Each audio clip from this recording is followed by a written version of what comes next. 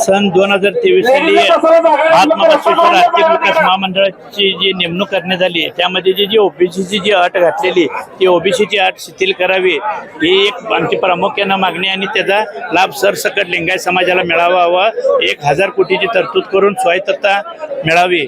आणि दुसरी मागणी आमची जी आहे की महाराष्ट्र राज्यामध्ये लिंगायत समाजाला जे अल्पसंख्याक दर्जा मिळण्यासाठी जी मागणी केलेली ती मागणी महाराष्ट्र शासनाकडून पुढे केंद्राकडे त्याचा पाठवावी आणि त्याचा पाठपुरावा करून त्याला देखील मान्यता मिळावी। ह्या 2 मागणीसाठी आम्ही या ठिकाणी आज बेमुदत धरणे आंदोलनाला जी सुरुवात केलेली आहे उपोषणाची। जी महामंडळ जे आहे ते महामंडळ त्यांनी स्थापन करत असताना ओबीसी त्या अंडरखाली जे केलेलं आहे ते ओबीसीची अट काढून म्हणजे त्यातल्या आमच्या 90% जास्त समाज जर म्हटला तर त्याला त्याचा लाभ कोणताही मिळत नाही समाजाला, ते सरसकट सगळ्यांना मिळावं यासाठी या ठिकाणचे आंदोलन आम्ही जे केलेलं आहे।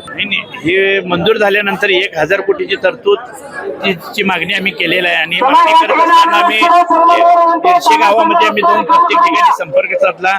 आज प्रशांत शापूर साहेब जिल्हा परिषद सदस्य तसेच मी स्वतः संतोष चिकोडे गडिंग्लज तालुक्यातून व नितीन पाटील साहेब हे सांगली जिल्ह्यामध्ये त्यांनी जबाबदारी घेऊन चांगल्या पद्धतीने सगळं आपापल्या समाजामध्ये जाऊन गाठीबिटी घेऊन प्रत्येकाला एक आव्हान करून घेऊन त्या ठिकाणी आंदोलनासाठी सगळ्यांना बोलवलेलं। आणि आजची जर बघितली तर टोटल आमची लिंगायत समाजाची लोकसंख्या आज या ठिकाणी 35 ते 40 हजार इतकी लोक आज या ठिकाणी येतील। धार्मिक अल्पसंख्याकांचा फायदा म्हटला तर आज शैक्षणिक क्षेत्रात तुम्हाला सांगतो आणि वेगवेगळ्या ह्याच्यामध्ये त्यांचे वसतिगृह देखील आम्हाला जे वर्ण शासनाकडून मिळणार त्याच्यातनं ते देखील 70% त्यांना वाटतंय अल्पसंख्याक झाल्यानंतर त्याचा फायदा आमच्या समाजाला होऊ शकतोय आणि अदर 30% इतरांना मिळू शकतो। याच्या आधी तुम्ही कधी मुख्यमंत्र्यांकडे किंवा शासनाकडे याच्यासाठी तुम्ही कोणता अर्ज वगैरे केला होता, कोणती मागणी वगैरे केली होती का?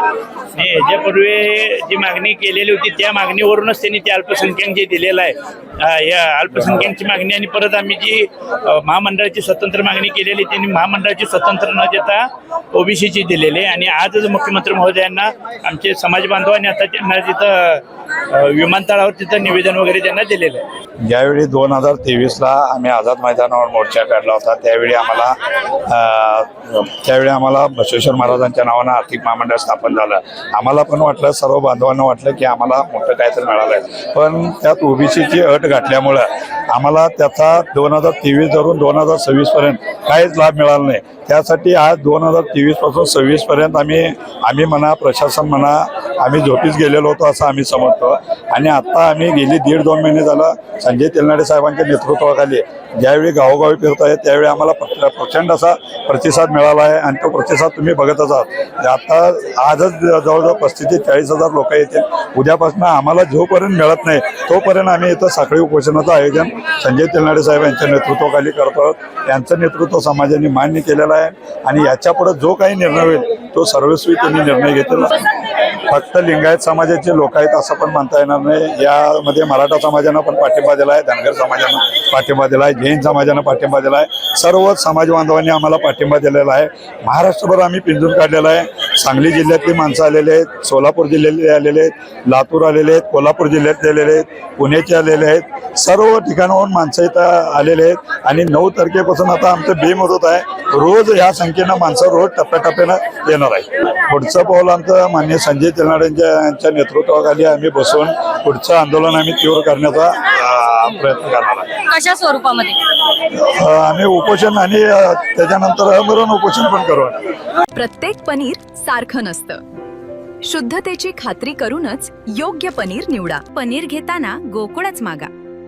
शुद्धतेचा विश्वास, चवीचा आनंद। आजच घरी आणा गोकुळ मलई पनीर।